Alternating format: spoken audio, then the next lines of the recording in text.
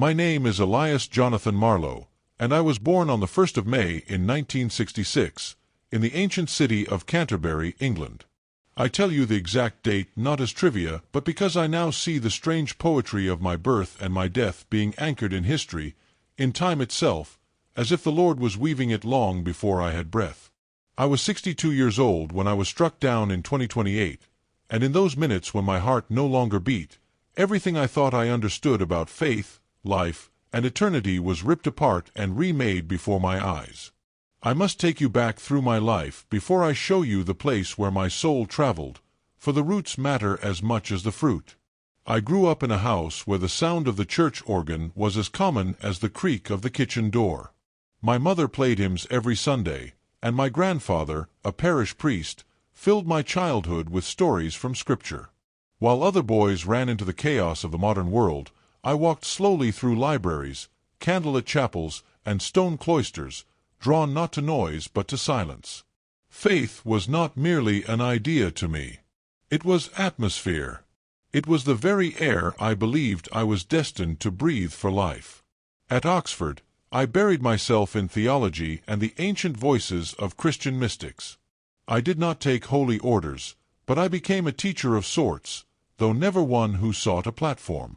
I quietly mentored those who wanted to know the mysteries of God. One of those young men was Paul Hollywood. Before he became known for flour and ovens, he sat with me to discuss bread in a deeper sense, the daily bread of prayer, of patience, of discipline. I never boasted about him or any of my students. I believed God uses hidden teachers, the ones no one sees, to shape those who will be seen. By my 50s, I had withdrawn into a quiet life in Oxfordshire. I kept a modest garden, tended to rare theology books, and thought my days would pass in anonymity.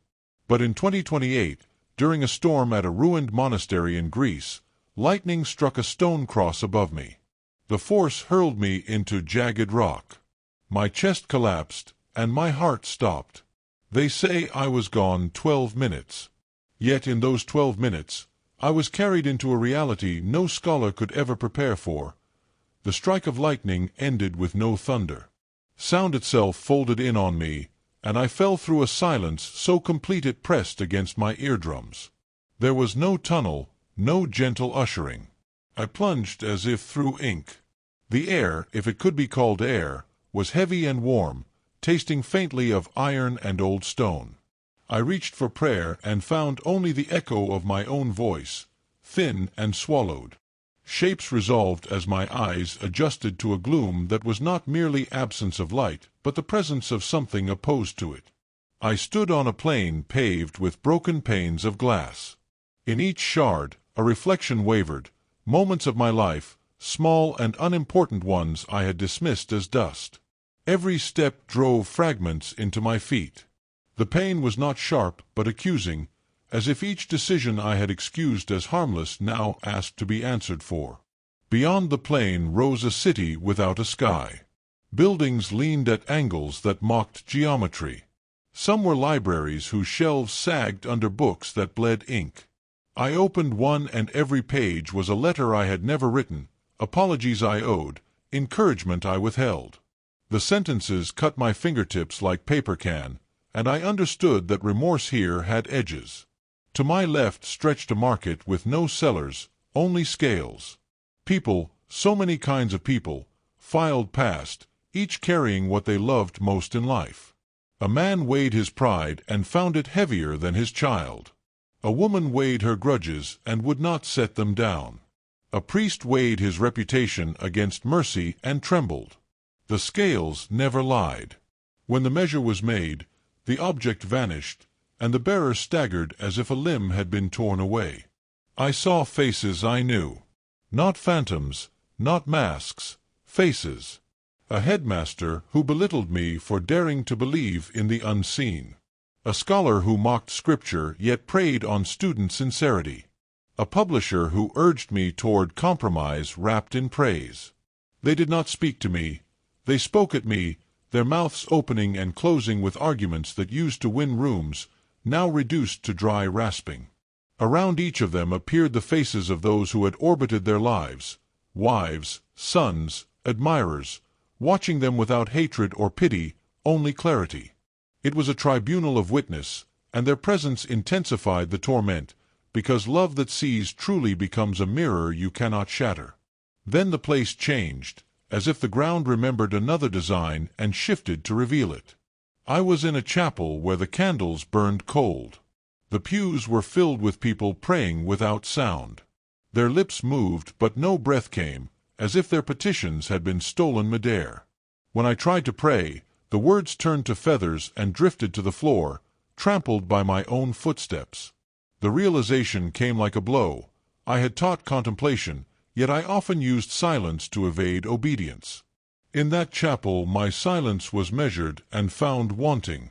Further on ran a river that did not flow. It hung in the air like a sheet of black glass, and faces pressed against it from within as though the water were a membrane. Each face opened its mouth and bubbles rose, but the bubbles were clocks without hands. Time here existed only as regret. I recognized a woman I once loved and wounded by staying distant when I should have chosen her and built a life. She was not punished for my failing. Rather, my failing punished me by refusing to be forgotten. Her eyes did not accuse me. That made it worse. Demons. If you expect horns and wings, you will miss their craft. They appeared as functionaries, clerks of consequence, wearing the uniforms of inevitability. One walked beside me and catalogued my rationalizations in a tone so courteous it chilled me. Another lifted my teaching notebooks and blew across them. Dust rose and formed into chains that coiled around my wrists. "You taught what you would not live," it murmured, and the chains tightened with each maxim I had offered to others while excusing myself. The worst sight came in a square where a pillar of ash breathed like a lung. Around it stood men and women who had once looked to me for courage. They were not here because of me, but they were here near me, and that nearness became a fire under my ribs.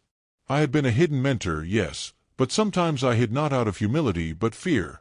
Fear of criticism, fear of being wrong, fear of losing the safety of anonymity.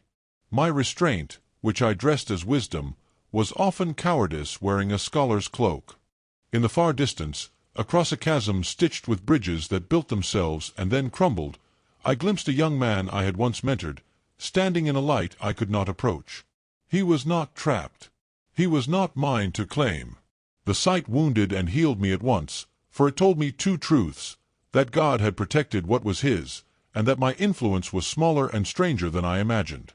The descent did not stop. The city folded into a pit where the walls were made of spoken words. Every harsh judgment I had made against others for being too modern, too loud, too human, poured back over me like boiling rain. I raised my arms, and the rain wrote sentences on my skin, sentences I remembered speaking in rooms where it felt safe to draw lines. Each line became a lash. I could no longer look away. I understood then why this place is called many names, for it is not merely a location but a verdict becoming visible. When the ground finally gave way, I landed in a chamber with no door. There was only a chair and a mirror. The chair faced the mirror, and the mirror did not show my face. It showed my influence, a web of threads, some bright, some black. The black ones led to places where my caution had kept light from going. I wept without tears. A voice that was neither cruel nor kind said, "Sit." I sat, and the chamber began to close like a fist. That was when hope thinned to a thread so fine I could not feel it at all, and I knew I was being led to the place where confession is not optional but the only language left. The chamber that closed around me tightened until the walls were nearer than breath. I thought I would be crushed into nothingness, yet instead the mirror in front of me shivered and opened like a door of liquid glass. I stepped through unwillingly, pulled as though by gravity, and I found myself in a place deeper than the darkness before. If the earlier regions were accusation, this was sentence. Here, there was no distance between guilt and consequence. Everything you had been became the very soil under your feet. I walked on ground made of my own words. Each stone bore a sentence I had spoken in private, carved with my voice. Some were jokes I made that cut too deep. Some were proud remarks I had justified as confidence.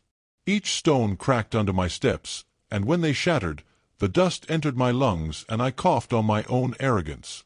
The first figures who came toward me were not demons but familiar faces. My father stood among them, not as I last remembered him in the hospital bed, but younger, filled with vigor, yet his eyes darkened with disappointment. "You withheld affection," he said, and the words pierced me like steel. He had needed gentleness when I was too rigid, and here that failing became a weight around my chest. Next I saw a fellow scholar from Oxford, a man I debated endlessly about theology. In life I won the arguments and lost the friendship. Here he stood shaking his head, his mouth repeating, "You loved being right more than you loved me." Every syllable landed like a chain link until I was shackled with iron made of conversations I once celebrated as victories. Crowds gathered, some familiar, some strangers. A woman from my youth appeared, one I had admired but never courted, choosing instead to retreat into the safety of books. She looked at me, and her silence accused me louder than any speech. I realized that in my timidity I had wounded her, for she had needed to know her worth, and my withdrawal confirmed her fears. My cowardice had not been neutral, it had shaped another soul's wound. The torment shifted again. I was forced to sit at a long table, like a banquet reversed. Around it were students I had once mentored. Some thrived, some faltered, but here they all spoke at once. One said, "You told me patience was holy, yet you avoided commitment." Another said, "You warned me of pride, yet you held yourself above correction." Their words were knives that cut deeper because they were true. The greatest wound came from the one who said, "You taught us bread was sacred, but you never broke your own pride to feed us your heart." It was Paul Hollywood's face I saw then, not as the celebrity known worldwide, but as the young man I once guided, his eyes searching, asking silently why I stayed hidden when I could have offered more. The table dissolved into smoke, and I found myself bound by invisible cords, dragged into a hall lined with shadows. In each shadow I saw the people who had tormented me in life, teachers who mocked my faith, publishers who tried to silence me. They circled me, laughing, but not with glee. Their laughter was hollow, a rhythm of futility. I wanted to accuse them back, to remind them of their cruelty, but every time I tried, my own excuses were shouted louder until I realized I had no ground. Their sins did not erase mine. Their wrongs did not lessen my refusals. Then the torment became personal. Flames did not lick my skin. Rather, shame ignited from within. Every memory I had avoided came alive and walked around me like actors on a stage. I saw myself ignoring the hungry beggar outside the cathedral gates. I saw myself writing letters of encouragement but never sending them. I saw myself speaking to audiences about surrender while clutching tightly to my reputation. Each vision accused me with the phrase, "You knew better." And indeed I did. At the climax of this torment, I was thrown into a pit not of fire but of echoes. The walls repeated my confessions before I had spoken them. I was proud. I was fearful. I was selfish. The echoes grew louder until I could no longer tell whether they were mine or the cries of every soul who had ever stood where I now stood. Time stretched into agony. I forgot the possibility of mercy. I forgot there had ever been a sky. It was then that I felt the presence of something cold and final. A being I can only describe as the custodian of hopelessness entered the pit. It bore no horns, no monstrous shape. It looked like an angel stripped of light, robed in gray, holding a ledger. It read my name aloud, Elias Jonathan Marlowe, and beneath it, the record of compromises, silences, hypocrisies. When it finished, it closed the book. The sound of that closure was like a tomb sealing. "All hope is gone," it declared, and the words were not merely heard but became the atmosphere. I breathed them in, and despair entered my blood like poison. I sank to my knees, unable to resist, for resistance itself had been proven false in me. I realized then that hell's deepest torment is not fire, nor demons, nor endless darkness. It is the absolute certainty that you deserve to be there and that no argument remains. In that certainty, I collapsed, broken, ready to be forgotten by eternity itself.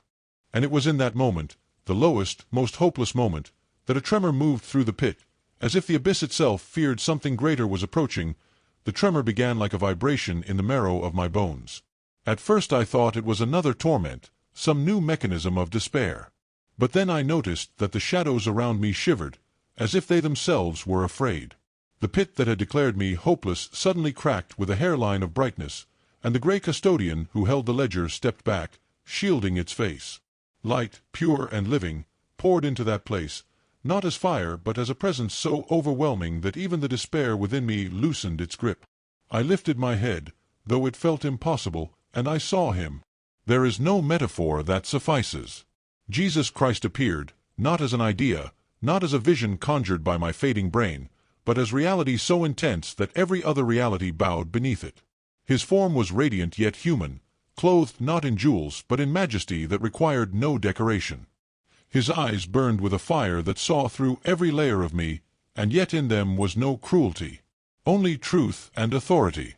The chains of shame that had wrapped around me fell as if they had never existed. The echoes of my confessions were silenced at once. Even the ledger held by the gray figure ignited in flame and turned to ash. Jesus did not need to strike. His presence itself was judgment, and judgment in his hands became liberation. He spoke my name, not as the ledger had spoken it, with condemnation, but as one speaks to a friend long known. Elias. That single word carried the weight of oceans, and yet soothed like water over a parched tongue. I fell on my face, trembling, unable to look at him, and I cried, "I am unworthy. I failed. All I did was half measure." He lifted me with a strength that was not force but mercy.